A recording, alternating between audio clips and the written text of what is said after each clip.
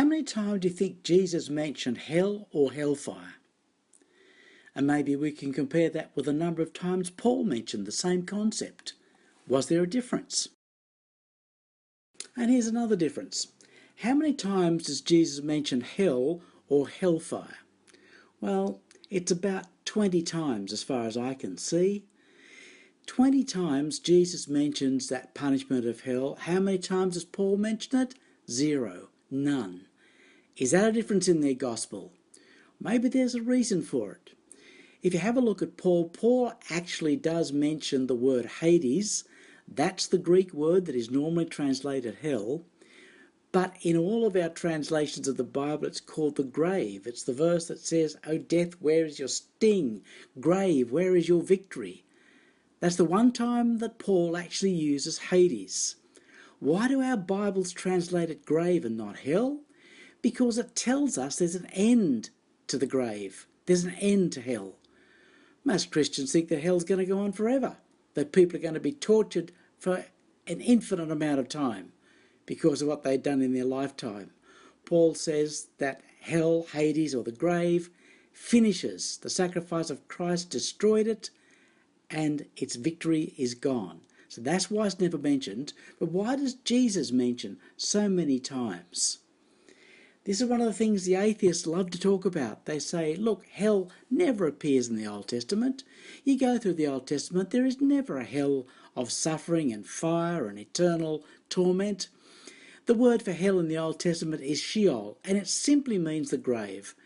The multiple times in the Old Testament where that word Sheol is translated grave, because it can mean nothing else. So in the Old Testament, there was no hell. Get to the New Testament, and this is what the atheists will say, here comes gentle Jesus, meek and mild, and suddenly he creates this hell of torture for eternity. And they say, how can you believe in someone like that? And the reason they say that is because they haven't got a clue about why Jesus mentioned it and why Paul doesn't. The answer is actually really simple. It's because Jesus spoke Hebrew or Aramaic, mixture of both maybe, and Paul spoke or wrote in Greek. And that is the difference why hell is mentioned with Jesus and not with Paul. Jesus spoke a language, Hebrew, where he would have used the word Sheol, and that the Jewish people understood meant only the grave, nothing more, nothing less. Paul, who spoke Greek, could not use the word Hades, and so he chose to leave it out totally. Jesus spoke Hebrew. The word for hell that he would have used would have been Sheol. Unfortunately for us, the first records of Jesus' life and his acts were recorded maybe 30, 40, 50 years after he'd lived, and it was recorded for the audience worldwide to read, and so it was written in Greek. So we unfortunately get the record of what Jesus said translated from Hebrew into Greek. And the Greek word for hell is Hades. Now that is not what Jesus used. Jesus was speaking Hebrew or Aramaic, and he would have used the equivalent Hebrew word. So how do we know what the equivalent Hebrew word would be that matches Hades in the Greek text?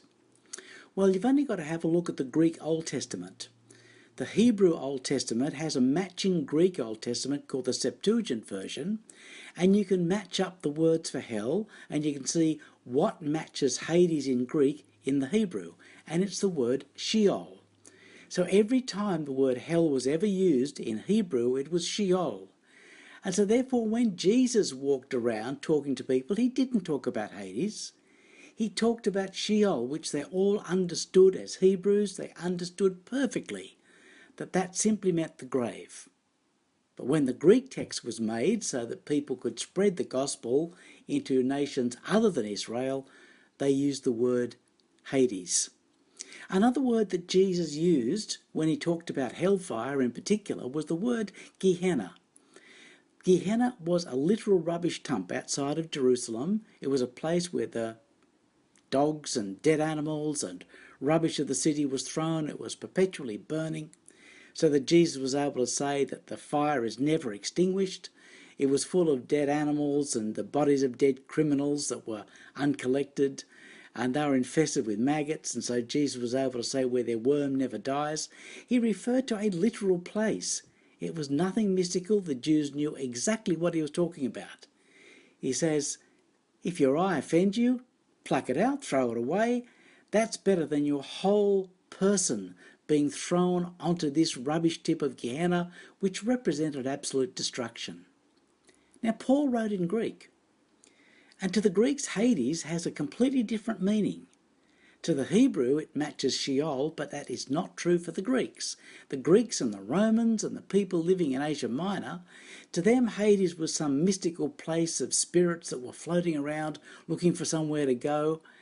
And so Paul was very careful not to use that word. He did not want people thinking that there was some mysterious underworld of lost spirits. And so he totally avoids the word Hades. He leaves it out completely because it would be misunderstood.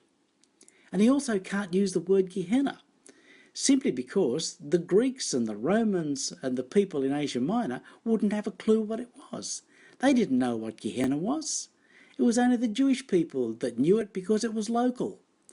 And so therefore Paul avoids using the word hell or hellfire, whereas Jesus is totally comfortable with it because it simply represents what the people around him understood and knew.